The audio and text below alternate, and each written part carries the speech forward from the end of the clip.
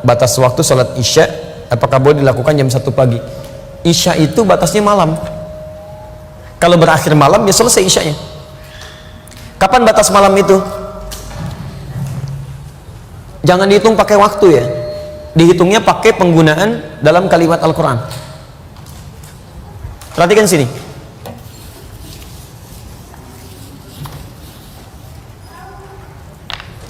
Sholat isya itu dikerjakan waktunya kapan? Pagi, siang, sore? Malam ya.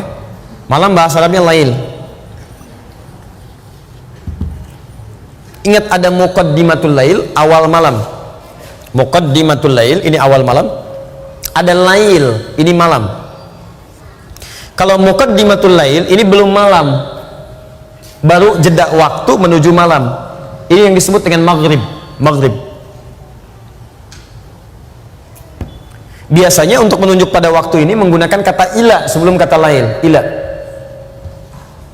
Misal, Anda puasa kan? Mulainya kapan?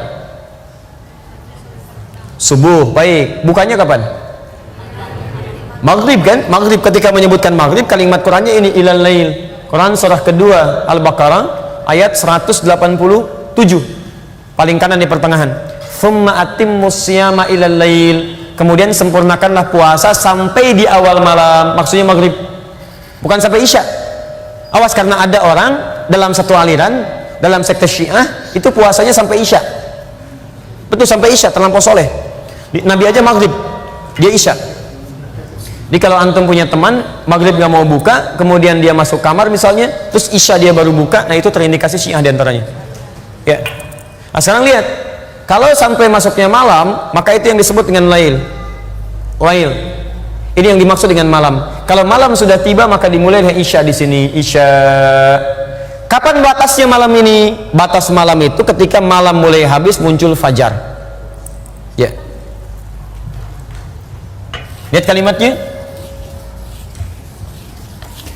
Minal khaytil aswadi minal fajr. Fajar. Ini saya tuliskan lail.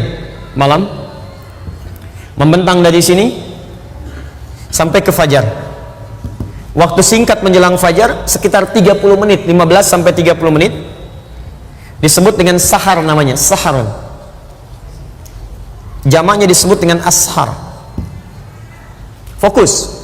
Malam, lail. Terbentang sampai fajar. Jadi kalau fajar muncul, lail habis. Jelas? Jadi kalau Anda tanya bagaimana kesempatan saya sholat isya, maka yang diutamakan, satu, tunaikan tepat pada waktunya. Sekarang isya misalnya jam berapa? 7 lewat? Baik, di Bekasi 7 lewat 7 misalnya kan? Baik, 19 bisa di sini lewat 5. Maka ketika muncul adzan, Allahu Akbar menunjuk pada waktu ini, maka dimulai salat isya.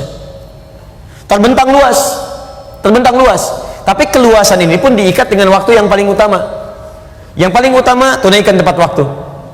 Kalau Anda terbiasa tahajud, takut kehilangan tahajud, boleh kemudian Anda jadikan salat isyanya diakhirkan. Kalau Anda terbiasa tahajud, ingat, hadis mengakhirkan salat isya itu adalah hadis yang disampaikan kepada Nabi ketika meminta orang ini, khususnya sahabat Umar bin Khattab radhiyallahu taala anhu, supaya tidak ketinggalan tahajud. Beliau akhirkan salat isya itu supaya bisa bangun tahajud. Karena umumnya orang kalau belum mengerjakan yang wajib akan biasa lebih kuat motivasinya bangun dibandingkan dengan yang sunnah. Nggak percaya begini, Bapak Ibu belum sholat isya, silahkan tidur, malamnya pasti bangun, karena ada beban yang merasa belum ditunaikan. Tapi kalau Anda misalnya maaf sudah sholat isya, kemudian Anda tidur tidak terbiasa tahajud, itu bangunnya boleh jadi bisa mendekat ke subuh. Jelas ya?